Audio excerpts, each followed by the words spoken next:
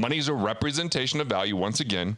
And if we start to add it without people creating value, it devalues the existing dollars. And unfortunately, within 3 to 5 years, it all ends up in the same hands anyway. So what happens is the middle class gets poorer, and the poor get poorer, and the rich get extraordinarily rich because they're using and playing a different game. Stova, what's up? Hey. You said, are you worried about inflation? I have some concerns about inflation. You should. It's severe. Oh, thank you for comforting me. I'm glad I could help you sleep better at night. I came across this screenshot that I took, and since we're gonna talk a little bit about inflation, I'm going to share this with everybody. So this is during the Super Bowl. Okay. So this is a 50-year difference. So average ticket price on the 50th year anniversary, so 2020, $2,500. What do you think it was 50 years ago? 50 years prior. $17.90. 15. You were so close. Yeah, $15. Okay. So now the cost of a 30-second commercial today, in today's age, $5.6 million. That's asinine. That's crazy. But 20 years ago, what do you think it was? 30-second commercial. Or 50 years ago, sorry. 50 years ago, like $10,000 bucks. 78,000. I mean, I just thought there'd be so many fewer people watching, but now as I think about it, there's so fewer channels back then. So, yeah, so I was a little low on that. That's the jump within 50 years is gigantic, and that's inflation, right? That's a big part of it. Definitely. I mean, they've added a lot more entertainment and, made the Super Bowl a bigger thing with its brand, but at the same time, the cost has gone up so insurmountably because we keep adding money to the economy. That we don't even print it. There's only like $1 trillion some dollars of bills, but there's tens of trillions when it comes down to it with the money. And what it's doing is it's confiscating people's wealth. It's adding to some people's wealth that are playing by leverage and derivatives and invested in owning the stock market where they're a hedge fund or something like that. But for the person that's just working and trading their time for money, and then they're just trying to get by, save that money, it's just lowering that money's value because dollars represent value. And if we add more dollars without value, then it devalues the existing dollars. Yeah, that's a big part of it. There's also other complicating things like fractionalized banking. Yes, you want to which explain is that? so disturbing. Yeah. I mean, I don't want to explain it, but you can. Yeah, we're lending out money more than once. Yeah. So it just keeps getting lent out. These are a lot of the factors that create inflation. Yeah. One of the things that I was thinking about when it comes to inflation that I want people to understand is when we had all of this money come out early part of 2020 for the stimulus package, it's not like the government had that money in savings. It wasn't a reserve that our government or the Fed had, right? Because there's a difference between... Yeah, the Federal Reserve is not federal, nor is it a reserve. Yeah. It's a central bank, and it's owned by private individuals. So yeah, and I think that's a good delineation. It's a pretty, you don't want to go down that rabbit hole. Right. Yeah, no. You won't feel warm and fuzzy by the time it's over. I just keep thinking, I want people to be helped, but at the same time, we don't have reserves. So when we add and pump money into the government or into the economy without it being from reserves or saving, that creates massive amounts of inflation. It devalues the representation of the previous dollars. Let me say it this way. Imagine you got a mortgage, yes, right? And you decided that you wouldn't pay that mortgage off. You're just going to make the payments, and you had a 15-year loan, and you're chugging along. You're 10 years in. You only got 5 years left, and you go out to your mailbox, and you get $1 million check. Like, oh, awesome! Got $1 million check. You feel so good about it. But then you find out that your neighbor got $1 million check, and your other neighbor got $1 million check, and you call your family, and they got $1 million checks. Everybody got issued $1 million checks.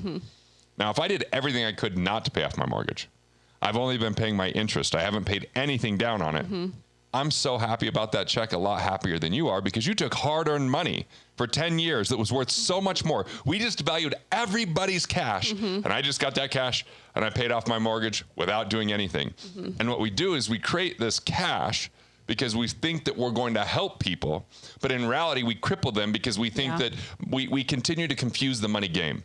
Money is a representation of value once again, And if we start to add it without people creating value, it devalues the existing dollars. And unfortunately, within 3 to 5 years, it all ends up in the same hands anyway. So what happens is the middle class gets poorer, and the poor get poorer, and the rich get extraordinarily rich because they're using and playing a different game. So it's frustrating. This is disturbing. So glad we can inspire everybody today, Stolba. So let's bring some inspiration. It's truth, but it's unsettling to know that. And so we have to be strong enough to hear the truth. Yes, absolutely. Like this whole notion that we're protecting people by not telling them what's going on is crippling It's placating. us. It's silly. And what it does is allows politicians to continue to abuse the system and abuse their power at the cost of people that are doing the work. Right. And it just annoys me when these politicians say they're going to give people raises. That's not a politician's job. Let the market determine. And if you don't 100%. Like what you get paid, it's time to choose a different career. It's time to get a different education. I get it. There are absolutely situations where people are in environments that it's extraordinarily and exceedingly difficult. That there's everything from prejudice and racism and all sorts of things that are harming people, sexism, you can name it, that are actually destroying people's ability to create value. And we got to get past that. That annoys the hell out of me. Absolutely. But a politician isn't going to solve it. We're going to vote with our dollars. Yeah. Like everyone's, oh, we got to vote. It empowers the people. No, we got to vote with our dollars. We got to vote with our actions. We've got to do something that says we're going to take personal responsibility for our own situation and the impact that we can have on those that we reach. And it isn't about trading time for money anymore. It isn't about just taking care of ourselves and no one else. Those are the old times that have got us to where we are today. And it's been good in some ways, but horrific in most. And it's time to actually give a about humanity for once. Yes. And it's time to realize we're capable of so much more and that we don't need a government or another entity to save us or take care of us. That weakens us. So just a little notion. Amen to that. Personal responsibility, owning your power. Do not forget that you are a powerful individual with autonomy, with abilities and things that you can share. Never forget that. It's no one or anything outside of yourself. Right. And let's let human beings be human beings. Like one of the most important things that happened in my life was when I was 18. I went and taught English in South Korea. Now I grew up in a small coal mining town, which is kind of like a America kind of town, right? Like we're the only free country and somehow we're the favored people and all that kind of crap that I really kind of believed ignorantly. And then all of a sudden I go to Korea, I'm like, these are amazing people. There's a lot more peace here than what I'm dealing with, you know, in the States. They're just, you know, they're actual human beings. There isn't like better than and all that kind of stuff. And it was game changing. And so when we can start to exchange with one another, when we serve other people, when we solve problems with each other, when we work together rather than separately, I think that there could be so much more wealth, and we have the resources required to solve the major problems that we face if we can overcome scarcity. If we could become the value creators we were born to be and not be protected or taken care of or handled or blinded or coddled. Like the system sucks. My vote is we're done with this crappy system, right? My vote is let's just treat people really well. And let's learn lessons. Like we're going to learn from every person we encounter, either a way that we would like to be or a way that we wouldn't like to be. And we can still love people from a distance. That's the thing. Not everyone's going to be nice and warm and friendly. There's a lot of people that are hurt, and hurt people end up hurting other people. So as much as this is an Ask the Money Nerds episode, I think we have to identify that this began with inflation, but we have this kind of underlying problem that people believe in a zero-sum game. It's a take what you can. It's not personal. It's business. And it kind of devalues individuals, right? And if we can just get back to value ourselves and valuing other people, there would be a lot more prosperity in the world. And no one's swooping in to save you, unfortunately. So it's good to see people standing up for themselves. It's good to see people actually reaching out and helping others, thinking more than just about their own survival, because that's what's going to get us through, not a government. Governments are not capable, nor are they that interested when it comes down to it, is my feeling. I'm with you. This is a little financial sermon. Let's do Kathy's let's get question. to a question. Okay. I could keep talking about this, but let's get to the point here. Kathy's question, this is what she says. Our house is worth $460,000 right now, and we owe $175,000 at 4%. Our father owns a home worth $150,000. He is now living with us and planning to sell his home. With inflation coming, should we put the proceeds of his sale toward the $175,000 mortgage or invest it in crypto or gold to buy land? Thanks for sharing your knowledge. You know, people are also asking about silver. Right. So there's lots of concern around inflation. What do I do when the dollar's not worth a thing? Well, the dollar may not be worth what we want it to be, but neither is gold and silver. How so? Gold and silver is worth what we agree that it's worth. The reason why people feel more comfortable with gold and silver is because it feels more finite. We don't know how many more dollars they're going to add to the economy today or to the computer screens or the banking system, and we feel like we have very little control over that. So gold and silver being a little bit more finite, could they mine more of it? Sure. But what people don't recognize is because of derivatives, there's a lot more paper that lays claim to silver and gold than there's actually silver and gold. So it's a certificate that says... Everybody's not taking receipt of it. Right. So you're like, oh, I have this certificate where I could do this. Maybe you own it through stocks, just as an example. Got it. Well, if everybody cashed that in, there isn't the backing for it. So it has some of its own problems. What's a derivative? So, I mean, a derivative is basically, it's like this, there's no real simple way to describe it, unfortunately. But when we think of like margin or when you think about options trading, it's like having this underlying asset that's represented some other way. So when you're selling short, you're saying, I expect this to go down. So I'm buying insurance. I know if that goes down, I'm the one that gets the money. The person who bought hoping that it goes up is the one that lost. So it's kind of this win-lose platform. And derivatives can allow us to exaggerate that experience by buying on margin, by borrowing, by having leverage, by using other underlying securities. And so I'd like to hear someone explain it very simply. And what it is, all I know is that it's allowing people to play by a game that they can earn massive amounts of the money at the expense of other people that are just plugging along, handing their money over, hoping that it's going to work out. And so I understand the appeal of gold and silver, but look, there was an appeal during 2000 when the market was going, down for 3 years. There's an appeal in 2008 when we were worried about, hey, what's going to happen with all the banks going under and this recession hitting. Yeah. And so during those times, people tend to turn towards gold and silver because it's a type of commodity that's fueled by fear. When people are afraid, they move towards it. It's volatile, though, especially silver. One major player could sell it and it can have a huge dip. And a lot of the people that I know that have massive amounts of gold are in a conspiracy. And they're completely under the notion that we need to buy bunkers and that it's about land, it's about guns. And the thing is, if they're right, I don't want to live anyway. So who gives, take me now if that's point, the case, right? I think toilet paper is probably going to be more valuable, as we saw during the COVID era versus maybe gold and silver. Disinfectant wipes. My issue is gold and silver is not creating cash flow. Yeah. And people go there because they lose confidence in something else, not because they have more confidence in that.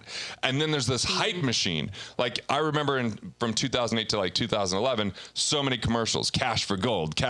Like, cause there's like so many people going, we're going to buy it. We can run it up. And then they eventually sell it and then it drops out. And what happens is this kind of greed gland kicks in for people that with the fear and the greed coming in, they're like fear of, okay, my dollar is not going to be worth anything. And greed, I've got to have more wealth. So they speculate in this, not knowing enough about what's going on. Now, I'm not upset with this question because she's asking from a good place. Yes. My question is, what do you know about gold and silver? What do you know about crypto? How do you protect the downside? How do you cash flow that? How do you create economic independence? What are your levels of certainty? Is it investment or is it pure speculation? And for most, it's speculation. Yeah. And so this is my concern. Now, at the same time, speculation driven by fear. Right. I'm very concerned about people just taking their lump sum of $175,000 and just paying that down on an amortized loan because it doesn't lower your payment, but it does lower your balance. It does shorten the term of how long you'll have to pay on it for, but you still have a higher payment, and now that money's locked up in equity jail. It's stuck inside of the home. So if you have an interest-only loan, paying that down, no problem, because it's going to lower your payment. If you have an amortized loan, it's going to shorten the term, it's going to lower the balance, but it isn't going to lower the payment, and you still have a cash flow issue there. So, and because of inflation, we go back to the very first example of this $1 million check that we magically get. That means that everybody with student loans was happy they kept them, because inflation helps you with your loans. I'm not an advocate of everybody going and leveraging and borrowing money to try to get ahead. Too many people take risk and they lose everything doing that. But if you have a mortgage over 30 years, your payment 15 years from the first payment is a lot easier than your first payment, because inflation's actually helped you. It's made it where, oh, I should be making more money, having more money, because my money won't buy quite as much, but my payment didn't go up. Got it. So that's why I'm comfortable carrying a mortgage, and I'm also looking at something called cost of money. So cost of money is, we always pay interest, whether you pay cash or whether you finance. What happens when you pay cash? You forfeit your right. You forfeit the right to earn interest.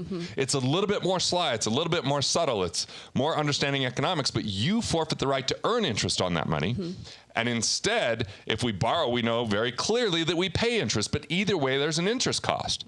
So look, if you knew you could earn 5% guaranteed, I'm not saying people can, but if you knew you could earn 5% guaranteed, here's one way that we could look at that. Okay. A lot of people are shortening their mortgages right now because interest rates are really low. They're like, hey, I barely up my payment. I barely up my payment, but I short. So look, it's good. It's progress. I'm happy. But what if at the same time they had a 15% interest rate credit card? We had other Money Nerds questions at 22, 29, 27, something like that. So if you shorten your mortgage, every dollar that it now costs you more than if you would have kept your mortgage at 30 years or longer, it's costing you not just that dollar, it's $1 plus 27%. Because you would have been better off using that money to pay off your highest interest rate. Woo, listen to that again. That's cost of money, Stova. Yes. That's understanding what's your highest cost of your dollar, or the best use of your dollar, and what's that sustainable rate. For some people, they don't know much about investing. They don't take time to learn to be an investor. So it's whatever the banks are giving them, which is next to nothing. They're probably very best just paying these things off as quickly as possible. But there's a way to do that intelligently, and we have other videos on that. But if you could do something even basic, like what I do at Cash Flow Banking, I can earn a little bit more. It's not a huge amount more than what I'm being charged on my mortgage, which means I'm doing to the bank what the bank been trying to do to me forever. So, my thing is, I would be really careful with gold, silver, and crypto. Crypto-bismal. No, crypto. Crypto is highly speculative. It's very early on. You have entire nations that might have their own digital currency, essentially. You don't have certain institutions backing it yet. We're seeing, like, there's just a lot of news coming out. So that could be a hedge. It could be part of the strategy. It shouldn't be where you put all your chips unless that is your complete expertise and what you're dedicating your life to. Otherwise, it's complete gamble. So we've covered cost of money. We've covered some of the reasons why inflation exists. For me, it would be, could they become cash flow investors? Is there something they can put the money in that can create cash flow for them? If so, great. And if you're willing to sit on the sidelines for a while and be patient, which is kind of what it takes to find really good cash flow investments, well, then that might be okay to sit on the sidelines temporarily. But if they do invest, it's all about managing risk. How do you protect the downside? Really wealthy people are extraordinary at managing and mitigating risk, but the world thinks they're good at taking risk. But we got to learn to be better at managing risk, right? And so if you can find a way to make money on the buy, the right deal, the right investment, the right business, I mean, with that amount of money, you could actually buy a business if you're willing to do the work of owning that business, right, as an example. But I would really look for recurring revenue. And look, I would go to budgetingsucks.com, because that book is so much more than how to overcome budgeting mindset. That's like a tenth of the book. The book really shows you how to become a better investor with Investor DNA.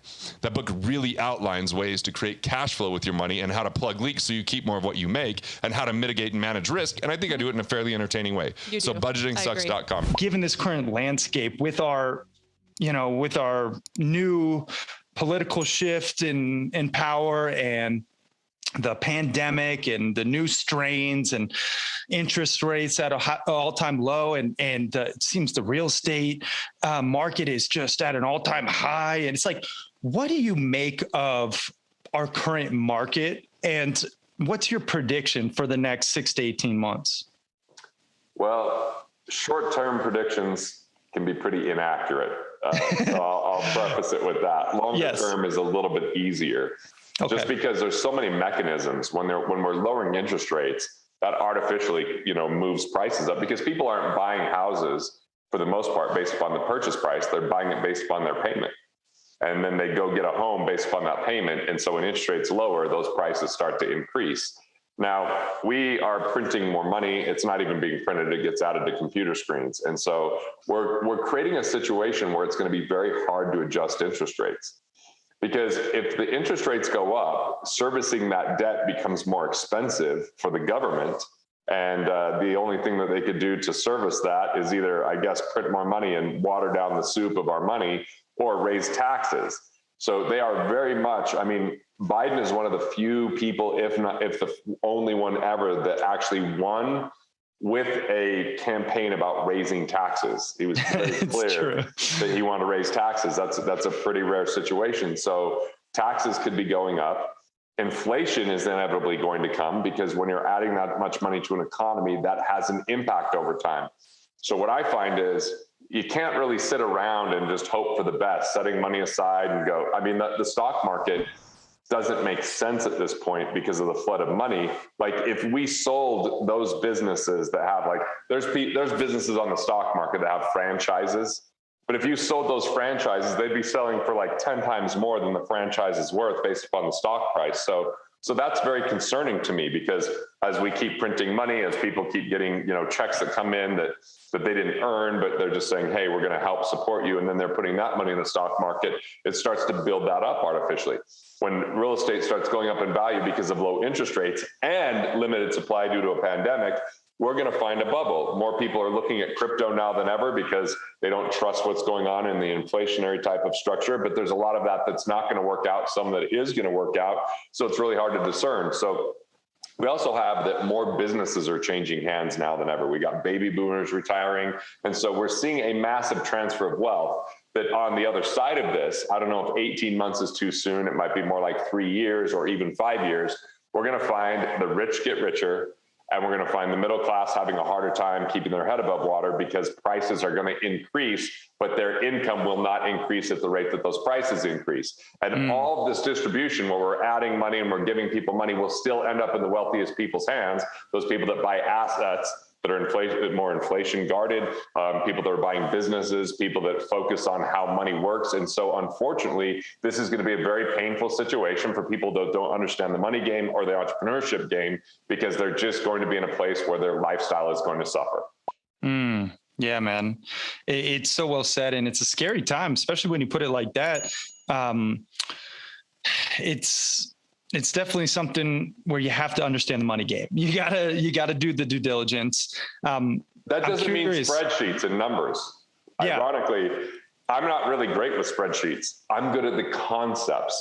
Once you understand it philosophically and it makes sense to you, I watched The Matrix again recently. It's almost like now you can look at it and know what's going on in the Matrix, where it doesn't just look like a bunch of crazy numbers, once they understood it. So once you understand the concept of money as a store of value, as a byproduct of value, as you learn value creation and you invest in yourself and your skill sets, and then you automatically save money, just automatically set money aside. And then with that, build up enough liquidity. And then when you have enough liquidity, now you're ready to invest, because you figured out your investor DNA, which is risk is in you, the investor, not the investment. Don't invest in things you don't understand. Get really good at a few things and focus instead of diversify, and then protect what you focus. I know that's different than what most people hear out there, but that's really the roadmap of the wealthy. The wealthy that diversify, it's because they have so much money, they have to diversify. Yeah. But they got wealthy with focus, not diversification. Diversification is about preservation, where focus is about growth. Figure out what's going to make sense for you, and don't invest in things you don't know. If you don't know crypto, it's not going to be the right investment for you. If you don't know real estate, it's not going to be the right investment. If you don't know business. But if you do know those things, then invest in that. And if you don't, create the skill set. I invested in my comedy career by surrounding myself by people that knew the game. I went on stages. I figured out a process over time, which was about co-creation and collaboration. And most people are in isolation, and isolation takes too long. Co-create and collaborate to get there faster. Yeah, so well said again, man. In terms of focusing right now, let's just speak to the happy hustlers listening, and they're like, Garrett, man, I got a business. It's making money, maybe six figures, right? I got, maybe a property, a real estate asset, and I got maybe my hand in some crypto, just to hedge my bets.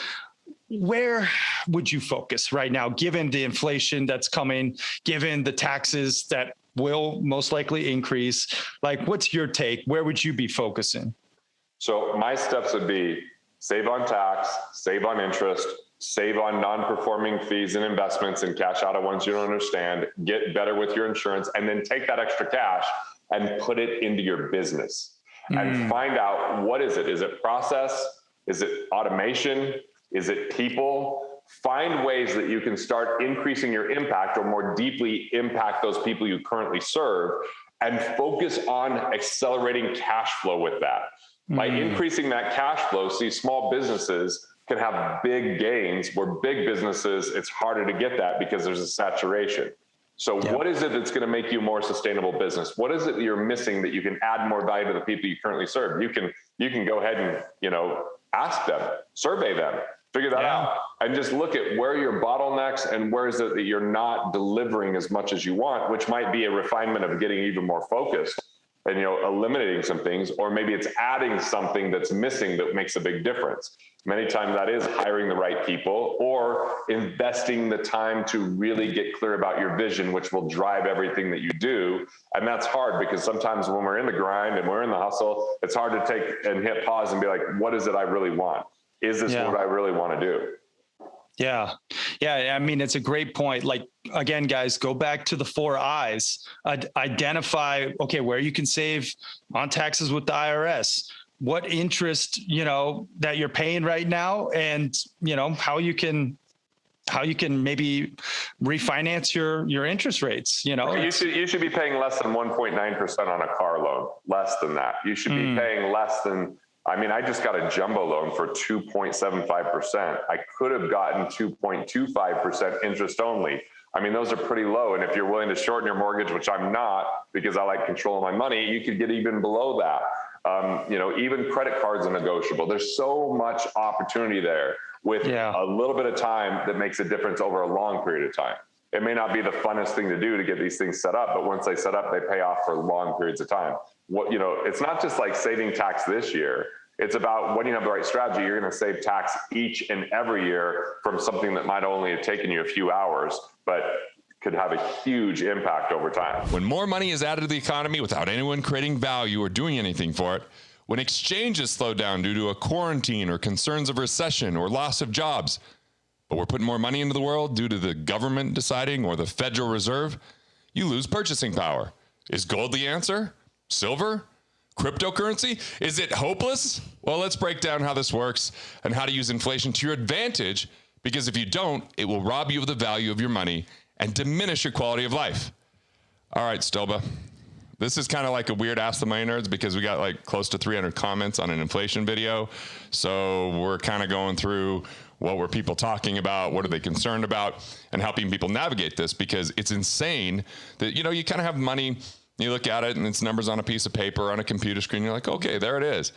And it's the same one day, but when they flood a bunch of money in there and nobody did anything for it, your money, even though it's the same number, will have less ability to acquire things in the future. That is, unless you have assets that appreciate with inflation. Okay. Or you have a system of maybe acquiring a business or real estate or those types of things versus having it in cash. And look, I'm a proponent of having it in cash until you find the right opportunity, but having it in low yield accounts for long periods of time isn't going to keep up with inflation. So I'm sure you're fired up about this topic. Yeah, because I've read most of those comments that were on your YouTube channel, and there is a lot of fear and concern and what do I do? And so I really understand where people are coming from. And there is this sense of, what do I do? My money's not worth much. I don't have that much money to begin with. So what is my future going to entail? And so this is part 2. And the question is, what is our biggest money enemy? And if you're tuning in, we already know that's inflation, but let's talk a little bit more about that. Let's dig a little deeper than we did in our first video. And Well, there's give them solutions as well. There's a few money enemies, and one is when people just think money is the root of all evil, or they want more of it, but they feel guilty for it, or they don't understand it, and so they just are scared of it and they don't pay attention to it. Or they think that if they just accumulate for 30 years, that compound interest will get them there without considering inflation. It's like a stealth tax. You don't really feel it in the year, but you feel it over the years. Yes. You know, it seems like no big deal from time to time. And there's this thing called the Consumer Price Index. It's this basket of goods that the government says, based upon the raised prices of these things, this is what inflation is. But they don't consider everything. And some things, for example, like let's say you buy a vehicle one year, and the next year that price of that vehicle goes up, but it's because there's new technology. They might say, well, that didn't really increase with inflation. It was technological change. So I always consider technological change, planned obsolescence, which are things that break down that you have to, pay for, tax increases, because, taxes could easily go up when we add trillions of dollars, right? So much money. I'm also looking at just our own propensity to consume, where a luxury once enjoyed becomes a necessity. There's all these factors that are in addition to just normal prices going up over time. Well, if we look at the cost of tuition, or we look at the cost of nursing homes, or we look at the cost of so many things, much higher today. And even this, like imagine some technology's drastically gone down in price, right? So that makes it feel like inflation lowered. But what if we have to replace that more often? What if, because it gets outdated so quickly, we have to go buy something new? I mean, whether it's a phone, buying the next model or whatever that might be is an additional cost, even though the price might have gone down a little bit, but not all the time. Sometimes it goes up. So inflation can be a bit confusing, but to make it really simple, I just think, okay, I've got X amount of money. And if money were fixed, as far as this is where there's a lot of proponent about cryptocurrency, right? Like that Bitcoin, they're not going to make more of the Bitcoin. So it just continues to be, fractionalized and using, different values of what those shares are essentially. So that's an argument where when someone can just put money in there, we have to understand first and foremost, it's the Federal Reserve. And what's crazy, Stolba, it's not federal. No. And it's not a reserve. It's a central banking system. Okay, owned by really wealthy individuals that are basically controlling the money supply. And what they do is something called fractionalized banking. I don't know how much you've heard about this or if you know much about it. Yeah, when a dollar's loaned out more than one time. Right. So if you go get a loan from a bank and then you deposit, and I get a loan from that bank and then I deposit it and someone else gets a loan, there's a certain reserve requirement that stays in, but we can have that same dollar lent out multiple times. And so as it continues to get lent out more and more times, theoretically, like, cool, that keeps the money moving, but it's kind of like we all have the same, dollar buying some good, but there's really only one of those dollars, but we've spent it 6 times. So that's so crazy. When did that become such a part of our system? There was a meeting at Jekyll Island. I believe that's off of Georgia. And we can look at like so many of the people that were in that meeting, from JP Morgan, and some of the wealthiest families that exist, and they came up with this fractionalized banking system, and then they rolled it out. And there were people like Andrew Jackson that said centralized banking would destroy our economy. So essentially, you hear about something called fiat currency. Okay, so fiat currency is when we have dollars that aren't backed by some commodity like gold. Like there used to be the gold standard, right? And then we left the gold standard back in the Nixon days. And so that became a fiat currency. So all that money really is it's an agreement. We agree that it's valuable. We agree to exchange with it. And this is part of the people in cryptocurrency going, hey, we could invent something like this and have 11 qualities where money only might have 9 qualities, and have a central way to have everybody see what's going on, versus a clearinghouse that's controlled by these institutions. And so I understand that argument, and I do think it's time to disrupt that system.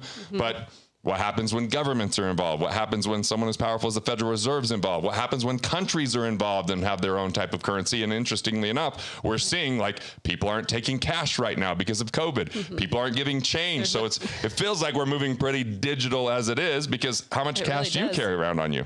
Not a whole lot. I carry enough to like give tips, right, at places and pay my kids for stuff when they do things. That's about it. Like otherwise I'm not using it. I like that I can use my phone. That's kind of convenient. But at the same time, when we're on a fiat currency and we just keep adding more and more and more, then it's frustrating because it can devalue our work. It can devalue the representation of the money and what it can get us, right? What it denotes. And so when we have no control over that, that can be frustrating. Now, where's some advantages of that? Well, if you have a 30-year mortgage and there's a ton of inflation, 10 years down the road, if your payment was $1,500, that $1,500 might only feel like $750 because you have so much more earning that is coming in because of inflation, because wages going up, because of all those types of things. So it actually helps with debt payments. So if you have a 30-year loan, you're 15 years in, it's not going to feel as hard as it did in day one because of inflation, right? Does that make sense? Yes, it does. And also it could appreciate your assets if you have certain things because of inflation. They could go up in value, right? To hopefully battle that. Like if you bought a piece of real estate. And then like you sell it for more. Or vehicles don't typically appreciate. They typically depreciate unless they're collector items or, like some type of low supply of that particular vehicle. But for the majority of the time, the second you drive it off the lot, it takes a huge hit and then it continues to depreciate after that, where houses could go up in value, obviously just regular real estate businesses, and the thing is most people are just trying to scrimp and sacrifice and save and delay and budget and set money aside, and they put it into paper assets that they go, hopefully that'll be worth more in the future. But ultimately some of those things can be decimated by inflation if it's certificates of deposit or if it's low yielding bonds or if it's money markets or those kind of things. If that's a long-term strategy, inflation's probably going to make it worth less, even though you'll have more money in the future. You won't be able to buy quite as many things. All right. So one of the things that people were mentioning in the comments is they want to know what to do now. So I think there's a lot of scarcity around this topic of inflation, right? So if someone isn't a business owner or they feel a little bit scarce, let's give them some solutions into what they can do, because inflation impacts everyone, right? But it has a significant impact on the middle class and people who are not making as much money, because like you said, their purchasing power is much lower. Right. And when your foundational things that are required for basic survival start to creep up and be more expensive, and if that raises at a faster rate than your income, then all of a sudden you don't have access to things that you're regularly used to having that are almost become essentials. And so I think we're headed for a scary place that way, because most of this wealth is going to end up in a few people's hands because they understand leverage, because they understand assets, because they're thinking cash flow. When everyone else is trained, set money aside, scrimp, save, sacrifice, just put put a little bit away and just work really hard. And the problem is you might work hard for an organization that's not prepared for this. They don't know how to manage cash flow because they're caught up in accumulation, or they don't pay attention to their numbers because they're just artists and they're just excited about the business that they have. So it's unfortunate. And here's the thing. This is the opportunity. 418,000 businesses per year the next 10 years are going to exchange hands and be sold because the baby boomers are going to sell those because it's time for them to be done. And if you just think handing your money to a broker is going to do it for you, it's not. It's not the answer. If handing your money over to an exchange traded fund or a mutual fund, they are going to underperform because they're so overvalued and they're artificially propped up by the printing of money that's not even printed still, but it's added to a computer screen. So you either have to, it's unfortunate, but it's reality. We have to get back to reality that there is no something for nothing. There is no holy grail of passive income that you just close your eyes, hand your money over, and everything magically, voila, just appears and life is great. No, I don't know who's lied to us and told us, you don't need to worry. You don't need to effort. You don't need to worry your pretty little brain with this, Stolba. You just hand your money over to me and I'll take care of it. It's all going to work out. It has not worked out, and it's going to get worse because of what we've been doing in the economy. So it means if we're going to have time for this, we have to figure out our investor DNA. What are we going to pay attention to? What are we not going to pay attention to? That's the key. What things do we have, ability and interest and desire to discover for some, they really enjoy real estate. I don't. I don't like dealing with property management companies. I don't understand how to help tenants properly. I'm not a handyman, and managing handyman is not my forte. Going to banks and talking to attorneys and looking at deal flow and looking at spreadsheets, that doesn't work for me. But there are people that's what their gift is. That's what they enjoy doing. But buying a business is one of those opportunities where we've been trained for decades, for centuries, to buy a home. And when you buy a home, you look at numbers, you get loans, you put your finances together, and you see how this whole thing's going to work within a budget. Well, guess what? Business might have a little bit more difficulty than that, but you have some of the same characteristics in buying that business, putting in a down payment, having to manage the cash flow of that. Yeah. And I just think that we're going to have videos come out specifically on that because it's so instrumental that we can't close our eyes, cross our fingers, and hope for the best anymore. Inflation is hurting us, and so is the lack of knowledge. Yes. Yeah.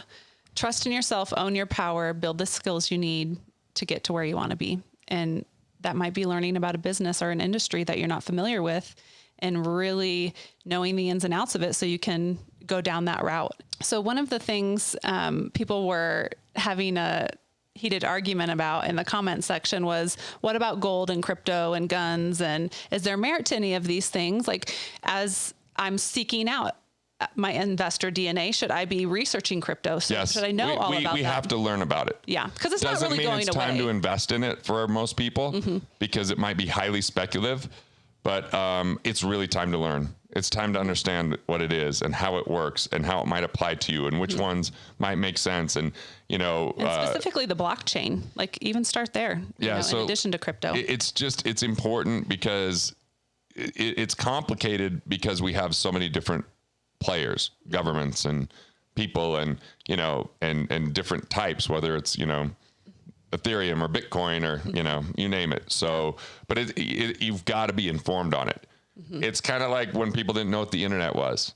Sounded weird. I remember when they used to put like websites on commercials, right? The first Super Bowl that did that, or like this commercial where they're like, there's a thing called the internet, right? And the first time I remember learning about it, they showed like these spiders weaving a web in a cartoonish way. And I was like, what the hell, interwebs? Like, I don't know, but it's not going away. No. But to prematurely jump into it before you know what you're doing because you're speculatively buying and trading is no different to me than when people jump into the stock market not knowing what they're doing. So, but to be informed, it is one of those things to be informed about.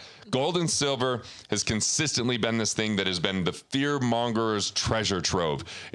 Simply it's a bad time. Things aren't going well. So it's like, let's run for gold and silver. But the reality is it ebbs and flows. It goes up and down. And if you don't know why, and if you don't know if it's a peak or it's at a trough, then you're going to be at risk because this argument that, well, gold and silver is finite, people are missing the point that we have derivatives and people are buying on margin and they're buying gold and silver with paper-backed silver or paper-backed gold. So if everybody wanted to redeem that, there isn't enough to be redeemed. I get the notion that there's a finite amount that's being mined and that's available. And because of that, you're going to have more storage of value as a unit of value. And, okay, I get that versus the fiat currency of the dollar.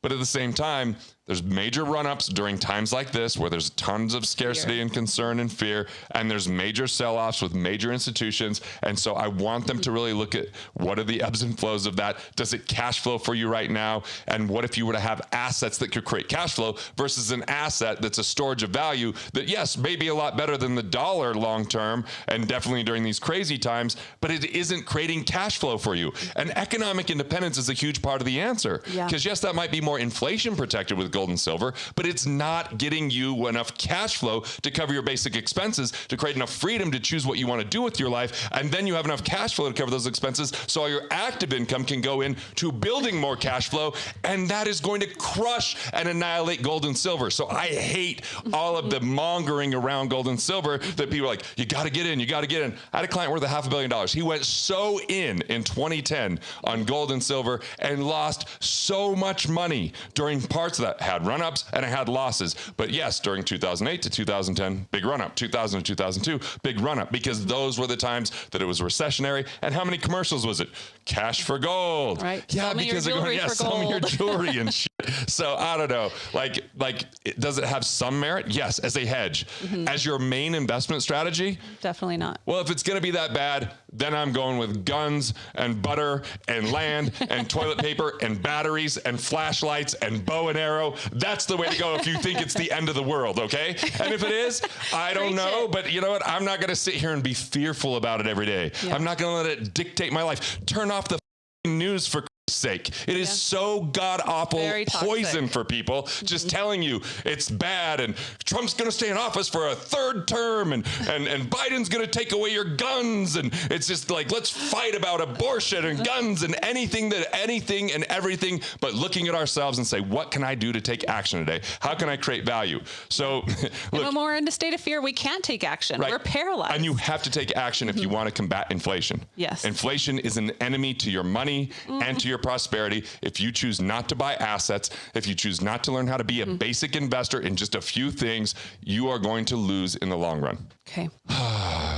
Woo, I'm feeling the energy. A little fired up. I don't know what to say, you know. So look, gold and silver are valuable, just, you know, it's not like what most people make it out to be. And it's funny how they talk about it during certain times and others. Yeah. Others, it might be their investor DNA. Yeah, because you really don't hear much about it unless there's a lot of fear or some big shift in society. Yep. You know, otherwise you're not getting ads for it all the time and people aren't talking about it. But there are hedge funds that invest in gold and silver, right? So what happens when they... part of your hedge?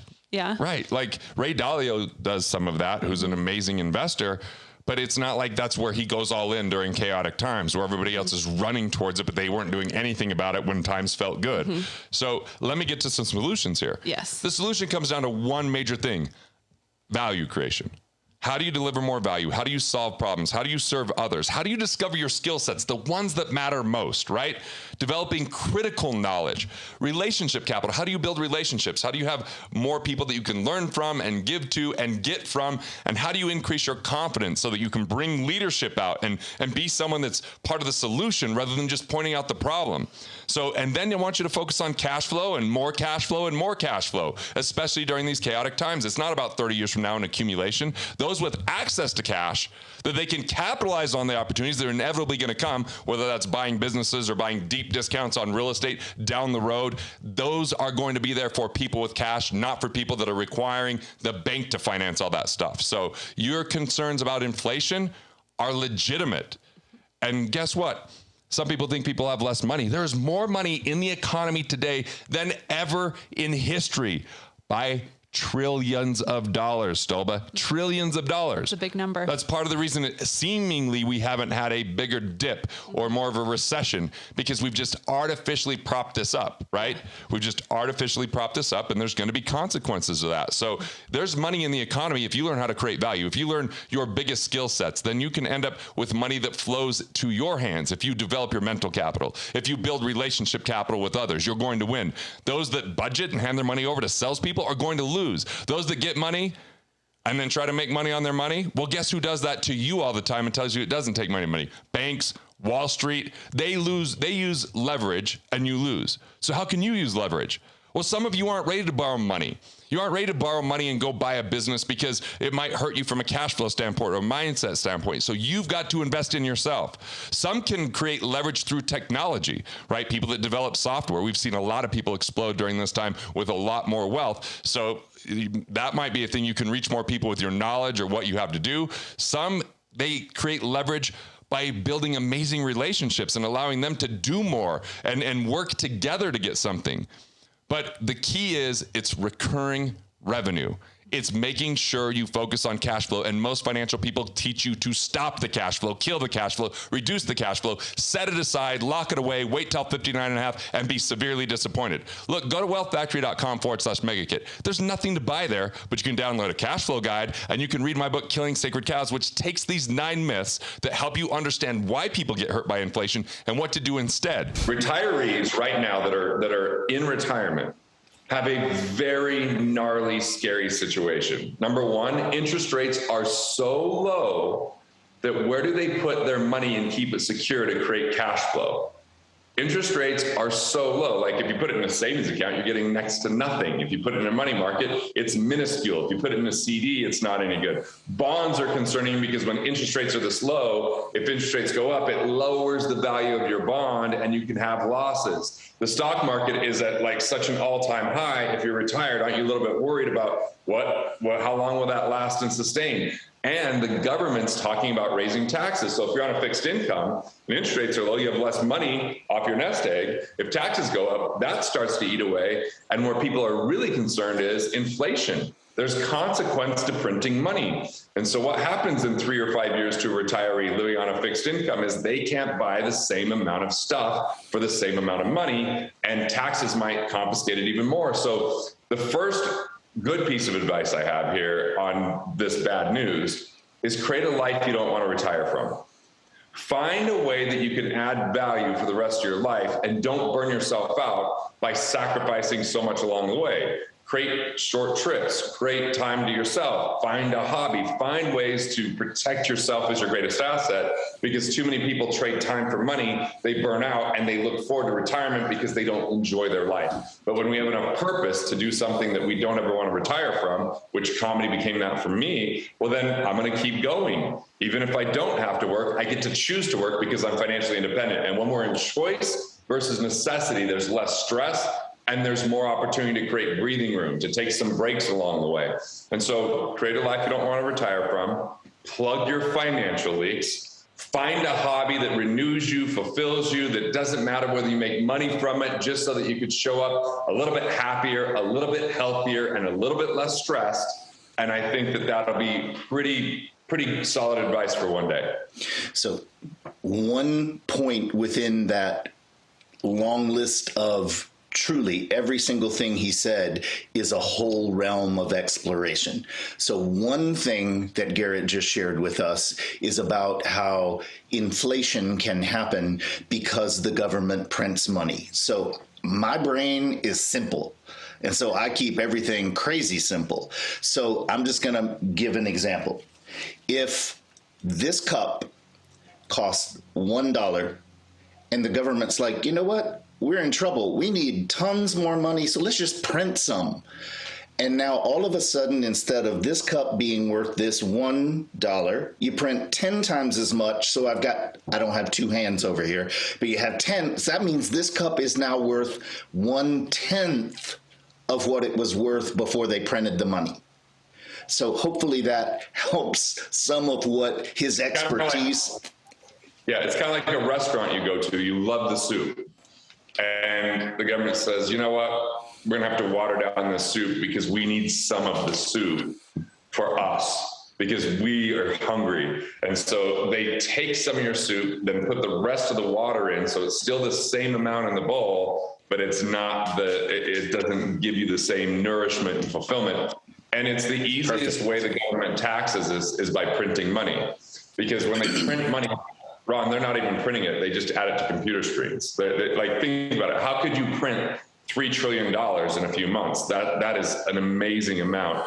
It takes 32,000 years to count to $1 trillion. So how in the world, if they're printing sheets, is it printing fast enough for $3.5 trillion in 3 months? So we have to realize it's just getting out of computer screens. And ultimately, there's going to be consequence to that. Yeah, it's delaying the pain from the government side in many ways. And then it'll take people by surprise, which is why it's great we have people like Garrett and his team that can educate us so that we make one step at a time, wiser choices. One of my favorite examples is instead of putting money in a savings account in the bank where you make like 0.25%, which is nothing, it's pennies. Instead, there's a way for private citizens to become their own bank. And you can put money in there, and you can borrow money and pay it back to yourself without these crazy other events. And this Garrett calls cash flow banking. Can you tell us a simple amount about that? I know that you have a website with Mike Dillard called cashflowbanking.com. Yep. Yeah, so cashflowbanking.com. I don't own the website, but I endorse it, and they've licensed some of my content, and they're great people that are behind it. And so the concept is, if you can create an overfunded cash value insurance plan that you could get 400 to 800% better interest through dividends than you can in a savings account. You don't have to pay tax on the growth of that, and you get access to that tax preferred rather than just tax delayed. And then you actually could save on term insurance costs by having it. You can have disability benefits that would keep paying if you couldn't pay it yourself due to disability. It's protected from liability and bankruptcy. And banks do this with bank-owned life insurance. Corporations do this with corporate-owned life insurance. But you have to design it properly. And unfortunately, 80 to 90% of what was being sold out there 20 years ago was not designed properly. The good news is, I think 30 to 40% of it is getting close to being designed properly. People are catching on. Agents are doing more of the right things. We've watched a real impact with it in the last 20 years. So that is kind of heartwarming. It's really good, but it still means more than half are not. More than half are high commission, low cash.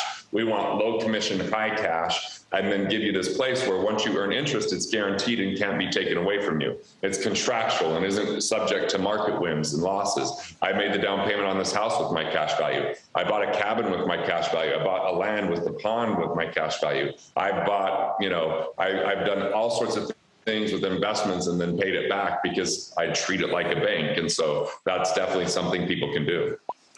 So again, my simple mind, this basically equals you take your money, you put it into this particular kind of account that you can go to cashflowbanking.com and become educated about one step at a time. You ask every question you need in order to find out how you gain the interest. You get tax-free money. You borrow, you invest, and pay it back to yourself as if you're the bank. So it's a really cool thing if you set it up well. So follow up with Garrett at his various places, and I'll make sure we have some links for that so that you can find out how to set yourself up better. So let me give one example, since I go fast and I get excited about finance. I know, I love your passion. This is how I would teach about banks in my comedy show. So the other day, my son asked me, "Dad, how do banks work?" I was like, "Oh, this will be great. I'm a financial guy. I'll be able to tell him this." I'm like, "Well, son, they rent your money by giving you a tiny bit of interest, and then they turn around and rent that out to other people for a much higher rate of interest." My son was like, but Dad, what's a tiny bit of interest? I'm like, "Oh, that's what your mom has every time I tell a joke." Nice. But Dad, what if they lose our money? "Oh, son, don't worry. That's why we have the FDIC to insure it." He's like, "An insurance company?" "Well, not exactly. It's the government. The government insures us with the taxes we pay." "So you're telling me they just pay us back with our own money?" Yeah. "Is that why they give you a lollipop, sucker? Because you're dumb?" Yeah, just an example of it's nice. Like how to teach about things, and that's pretty much a real conversation I had with my son. So cool. You obviously have a smart son who's following in your footsteps and interested in all these beautiful things. So tell us about the tour. So we filmed this special with 3 Emmy winners, including Marty Callner, who won an Emmy with Seinfeld, which is pretty amazing. And Barry Katz is my manager, who was the one behind Vicious Circle with Dane Cook, and Whitney Cummings, and he represented Chappelle for 8 years. I mean, it's pretty spectacular. And so after filming it, we're like, all right, we're gonna pitch this to a streaming service, but I've not been known for comedy. And I just spent all this time preparing to do this American Dream comedy thing. I'm like, it'd be fun to do more of it. So we decided, let's take it on tour so that people can come and experience it. And I get to hang out with people and tell jokes, which I love to do. And they can laugh and learn. And they can get tickets at GarrettGunderson.gg. That's GARRETT. So 2 R's, 2 T's. Gunderson, SON.GG. So GarrettGunderson.gg is in Garrett Gunderson, great game, GG. And that's a lot of personal validation in that name.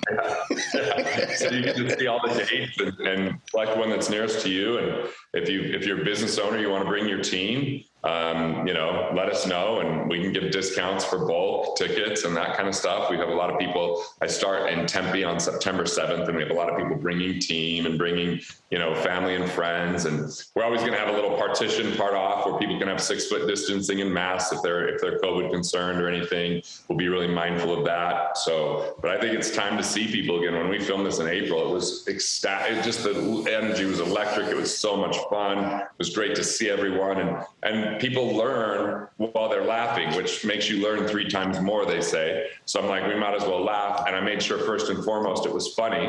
You can see when you go to the site, and, people like Cindy Crawford saw the comedy special, said she loved it. So we got some celebrity endorsements, and then we've just got some of my friends that I let watch a preview of it or were there that night that kind of endorsed it. So, one of my friends even said, I didn't know you were funny, which is super hurtful and pretty much means he's on the list of being roasted sometime down in the near future. You got to be careful with that kind of stuff. But yeah, and I really appreciate our relationship, that you brought me on to interview and reiterate some of the things that I say when I just machine gun some of these pieces of information. Well, I just remember what it was like the first time I heard your financial education, because you do get so passionate and excited.